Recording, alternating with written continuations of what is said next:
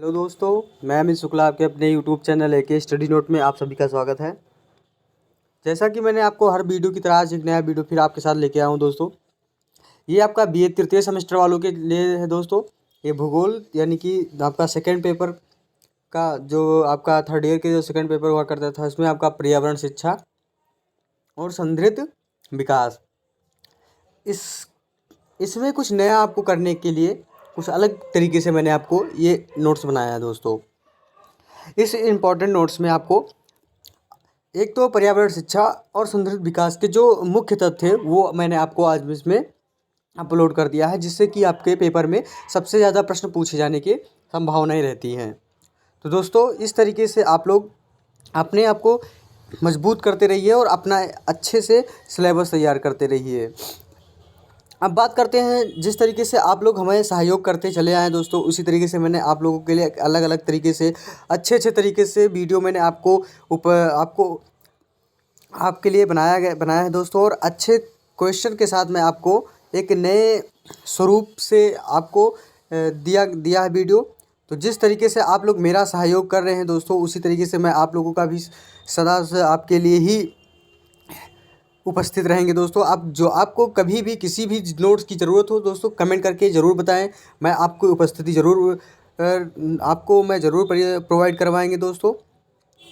बात करते हैं आपकी जो सिलेबस यानी भूगोल का है, जो इस समय आज आपके लिए लेके आया हूँ दोस्तों, यानी भूगोल का। तो भूगोल सबसे महत्वपूर्ण सब्जेक्ट माना जाता है और टफ सब्जेक्ट भी माना जाता है। तो पेपर का टाइम चल रहा है दोस्तों, अच्छे से अपना पेपर को तैयार करिए। और पेपर में आप लोग जब इसको थोड़ा थोड़ा कॉन्सेप्ट क्लियर करेंगे तो अच्छे से आपका पेपर भी हो जाएगा, और लिखने का जो आपका एक अलग तरीका होता है वो ऑटोमेटिक बैठते चले जाते हैं। तो दोस्तों, ऐसे में आप लोग अपने आप को एकदम से प्रिपेयर कर लीजिए, जिससे कि आप लोग कभी वहाँ पे पेपर में पहुँचने के बाद हराश ना आए और निराश ना हो कि पेपर में किस तरीके से हमें वहाँ पे बैठ के लिखना है। क्योंकि जब पेपर देने बैठते हैं दोस्तों, तो कुछ लोग भूल जाते हैं। तो भूलने की बीमारी एक ऐसी आदत होती है जो आने वाले सभी ह्यूमन क्वालिटी जो होती है वो डाउन करती है। तो पेपर में थोड़ा डर की वजह से ऐसा होता है। तो ऐसे कोई दिक्कत नहीं दोस्तों, आप लोग इसको ध्यान से देखते जाइए और अपने आप को माइंड में एक प्रिपेयर करते सेट करते हुए निकलिए दोस्तों। तो इस तरीके से आपको कभी भी कोई भी दिक्कत नहीं आएगी पेपर देने में दोस्तों। इस तरीके से आपको मैं लेके चलता हूँ अपने टॉपिक की ओर।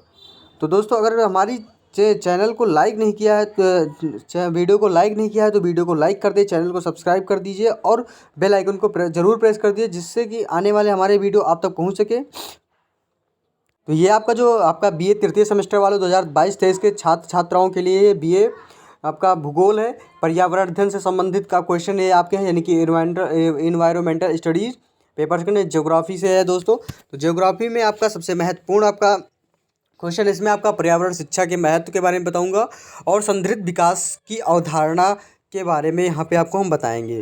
तो आपको लेके चलते हैं क्वेश्चन की ओर। क्वेश्चन किस तरीके से आया दोस्तों आपका।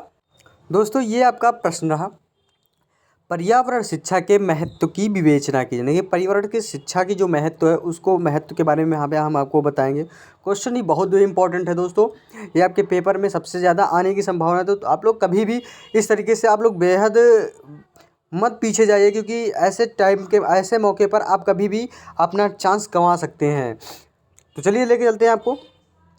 किसी भी स्थान पर दी जाने वाली पर्यावरण शिक्षा का मुख्य आधार वहाँ की भौगोलिक परिस्थितियाँ होती हैं, यानी कि कोई भी किसी भी स्थान पर हम जो पर्यावरण शिक्षा का मुख्य आधार मानते हैं वहाँ की भौगोलिक परिस्थितियाँ के अनुसार ही माने जाते हैं।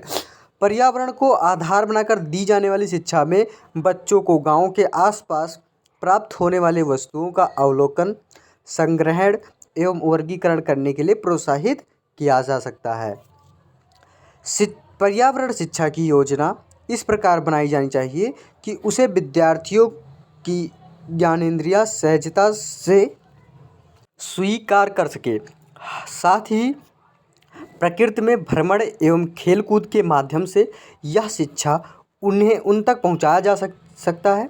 संयुक्त राष्ट्र पर्यावरण कार्यक्रम की सिफारिश के अनुसार अध्यापकों को विशिष्ट प्रशिक्षण देना चाहिए, यानी कि उनके सिफारिश है, जो कार्यक्रम की सिफारिश है उनको अध्यापकों के विशिष्ट प्रशिक्षण देना जा रहा है, जिससे वे भविष्य के कार्यक्रम एवं पाठ्यक्रम योजना का निर्माण कर सके। यानी कि इसमें आपको साफ तौर से बताया जा रहा है कि पर्यावरण शिक्षा का महत्व किस प्रकार यानी कि विद्यार्थियों को भी दिया जाए और जो हमारे शिक्षक हैं उनको भी दिया जाना चाहिए।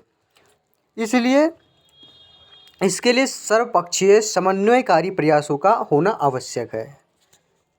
पर्यावरण शिक्षा की आवश्यकता आज इसलिए और बढ़ गई कि प्राथमिक स्तर के विद्यार्थियों को पृथ्वी, आकाश, सूर्य, चंद्रमा, तारे एवं रात दिन, मौसम, वायुमंडल, शुद्ध एवं अशुद्ध वायु, जल, उसके प्रकार, स्रोत, उपयोग तथा शुद्ध एवं दूषित जल, मिट्टी के प्रकार एवं उपयोग, स्थानीय पेड़ पौधों के बारे में ज्ञान, उनका जीवन चक्र, पेड़ लगाने की विधियाँ, स्थानीय पशु पक्षी एवं उनकी उपयोगिता, हमारा शरीर, उसके विभिन्न अंग, भोजन, उसका महत्व एवं जन स्वास्थ्य, हमारा घर, उसके विभिन्न भाग, सफाई एवं रखरखाव, खेती, यातायात, व्यापार, कला, संस्थाएं, त्यौहार एवं संस्कृति तथा अपने देश एवं भूगोल स्थितियां आदि का सम्यक ज्ञान नहीं है। यानी कि इसमें साफ तौर से इस तरीके से कि ये आपको मैंने सारी चीज़ें बताई, इसमें अभी सम्यक ज्ञान नहीं है। इन पर्यावरणीय तत्वों का ज्ञान विद्यार्थियों को हो जाए तो वे पर्यावरण के प्रति प्रारंभ से सचेत हो जाएंगे एवं अपने दायित्व को समझने लगेंगे, जिससे भविष्य में पर्यावरण हानि की संभावनाएं कम हो जाएंगी। जो पर्यावरण की हानि हो रही है इससे यहाँ पे आपको दर्शाना है कि इससे आपको सचेत होना पड़ेगा। भारत की national council of education research and training ने विद्यार्थियों के लिए पर्यावरण शिक्षा हेतु इस तरह के पाठ्यक्रम एवं पुस्तक भी तैयार की है। यह शिक्षण कार्यक्रम विश्वविद्यालय स्तर तक प्रचारित होता है। विश्वविद्यालय पाठ्यक्रम में पारिस्थितिकी, पर्यावरण आदि पर पाठ्यक्रम लागू किए गए हैं। तो इस तरीके से यहाँ पे आपको जानकारी दी जा रही है कि कहाँ कहाँ हमारे ये पर्यावरण अध्ययन जो दिया जा रहा है तो किस स्तर पे है और किस जगह पे लागू किया जा रहा है। पर्यावरण शिक्षा के प्रति सार्वजनिक जागरूकता के लिए सफलतापूर्वक कार्यक्रमों का आयोजन किया गया है एवं किया जा रहा है। जैसे महत्वपूर्ण पर्यावरण विषयों पर हिंदी एवं अंग्रेजी के पोस्टर निकालकर उनका प्रचार प्रसार किया गया है। उसी तरह पर्यावरण विभाग द्वारा कैलेंडर के लिए वन्य प्राणियों के बारे में चित्र किए गए। अन्य विभागों में भी पर्यावरणीय महत्व के संदर्भ में कैलेंडर एवं पोस्टर प्रकाशित का वितरित किए जा रहे हैं। अब पर्यावरण शिक्षा का कार्य मात्र कक्षाओं तक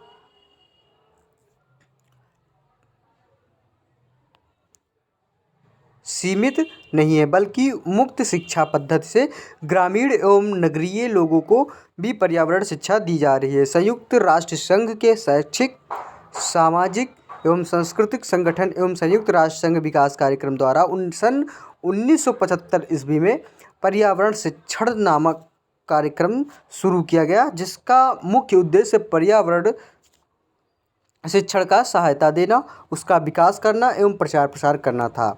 इसके द्वारा इंजीनियर, नगर नियोजक, शिक्षक, डॉक्टर, उद्योगपति, बुद्धिजीवी एवं राजनीतिज्ञों की सम्मिलित कार्यक्रम उपलब्ध कराए जाते हैं। दोस्तों इस तरीके से आपका पर्यावरण शिक्षण के बारे में यहाँ पे आपको सारी जानकारी दी जा रही है। यानी कि इसकी जो महत्व है, क्या महत्व के बारे में यहाँ पे आपको बताया जा रहा है। दोस्तों वीडियो अगर अच्छी लग रही हो तो लाइक करें और चैनल को सब्सक्राइब जरूर कर दें, जिससे कि आपको सारी चीज़ें मैं और अच्छे से आपको बताने का प्रयास कर रहा हूँ और आपको अच्छे से अच्छे वीडियो आपके अलग सब्जेक्ट के अलग अलग वीडियो मैं आपको ज़रूर दूँगा। अब बात करते हैं आपके पर्यावरण शिक्षा का बढ़ावा देने एवं पर्यावरण के प्रति बोध एवं चेतना पैदा करने हेतु देश में लगातार निबंध प्रतियोगिताओं, गोष्ठियों, कार्यशालाओं एवं अनुसंधान परियोजनाओं की बढ़ावा दिया जा रहा है। भारत में पर्यावरण अध्ययन का विभिन्न विषयों में किया जा रहा है। अब एक स्वतंत्र विषय के रूप में इसका अध्ययन किया जाने लगा है, जिससे पर्यावरण शिक्षा को बल मिला। अब यहाँ पे आपके विषय के रूप में इसका अध्ययन क्या आने लगा, जिसमें पर्यावरण शिक्षा का बल मिला है, किंतु भारत में बढ़ती हुई पर्यावरण समस्याओं एवं पारिस्थितिकी असंतुलन को देखते हुए पर्यावरण शिक्षा में गति लाने की आवश्यकता है। नेक्स्ट क्वेश्चन आपके लिए दोस्तों, समृद्ध विकास की अवधारणा। तो इसके पहले मैंने आपको पर्यावरण शिक्षा के महत्व के बारे में बताया, तो इसमें आपके सारी चीज़ें मैंने आपको एक एक पॉइंट आपको बताया कि किस तरीके से, यानी कि भारत की मैंने सबसे महत्वपूर्ण इसमें आपको बताया कि भारत के नेशनल काउंसिल पर एजुकेशन रिसर्च एंड ट्रेनिंग में बताया कि यहाँ पे किस तरीके से आपको शिक्षा मिल रही है। तो यहाँ पे सारी चीज़ें मैंने आपको पर्यावरण शिक्षा के बारे में बताया। अब आपको बताएंगे समृद्ध विकास। समृद्ध विकास के बारे में बताएंगे। समृद्ध विकास का विचार सर्वप्रथम 1970 ईस्वी में आया। इसके पश्चात यह न केवल विभिन्न पर्यावरणीय मंचों पर अपितु अंतर्राष्ट्रीय मंचों पर भी प्रमुखता से उभरा। समृद्ध विकास की अवधारणा के साथ ही संसाधन के संरक्षण का विचार जुड़ा है। संसाधनों की अत्यधिक शोषण ही पर्यावरण समस्याओं का कारण बनता है। इसके अतिरिक्त वर्तमान में यदि संसाधनों का विशेषकर समाप्त हो जाने वाले संसाधनों का अत्यधिक शोषण होगा तो भविष्य में वे उपलब्ध नहीं रहेंगे और विकास अवरुद्ध हो जाएगा, यानी कि विकास रुक जाएगा। पर्यावरण संसाधन प्रबंधन के संबंध में अनेक नीतियाँ एवं संकल्पनाएं विकसित की गई, जिनमें दिल्ली को शून्य वृद्धि नीति, नेस को organic agriculture for self sustaining societies, यानी कि इसमें आपको नेगार्ड द्वारा प्रतिपादित पर्यावरणीय अर्थशास्त्र तथा सर्वविदित संकल्पनाएं पारिस्थितिकी मित्र तकनीकी एवं उत्पादक प्रमुख हैं, यानी उत्पाद प्रमुख हैं। इन सभी अवधारणाओं में पर्यावरण को संरक्षित कर विकास करना ही वर्णित किया गया है। अब संयुक्त राष्ट्र संघ विश्व में सतत विकास के प्रति सचेत है और विभिन्न कार्यक्रमों के माध्यम से, जिनमें यूनाइटेड नेशन एनवायरमेंटल प्रोटेक्शन यानी प्रमुख है के द्वारा विश्व के देशों में पर्यावरण संरक्षण के लिए प्रेरित कर रहा है। समृद्ध विकास में ये आपको महत्वपूर्ण है, यानी कि यूनेप का फुल फॉर्म अगर पूछा जाता है तो यूनाइटेड नेशन एनवायरमेंटल प्रोटेक्शन, ये इस यूनेप का जो आपको यूनेप है ये आपका लागू कब हुआ था, तो ये चीज़ें ये आपका 1970 में आया था।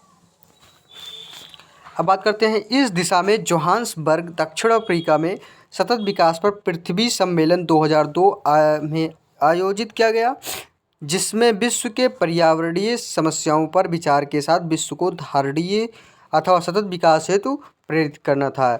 इसमें विकसित एवं विकासशील देशों के मध्य समन्वय पर विचार किया गया। इस प्रकार के अनेक मंचों पर सतत विकास की संकल्पनाएं का महत्व दिया गया।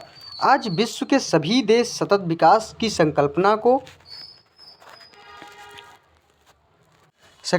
को स्वीकार करते हैं, यद्यपि कुछ गतिरोध हैं जिन्हें विचार विमर्श से सुलझा लिया जाएगा, क्योंकि विकास की यही अवधारणा विश्व में मानव जीवन को सुरक्षित रख सकती है। तो इस तरीके से आपको दोस्तों समृद्ध के बारे में बताया, यानी कि आपको ऑर्गेनाइज यानी कि organic agriculture for self sustaining societies, यानी कि शून्य वृद्धि की नीति के बारे में मैंने बताया, जिसमें आपको उस समय यूनेप का महत्वपूर्ण दोस्तों रहा ये कि यूनाइटेड नेशन एनवायरमेंटल प्रोटेक्शन के बारे में बताया। तो ये सारी चीज़ें मैंने आपको यहाँ पे क्लियर किया दोस्तों वीडियो आप लोग को अच्छी लगी हो तो लाइक और सब्सक्राइब करें।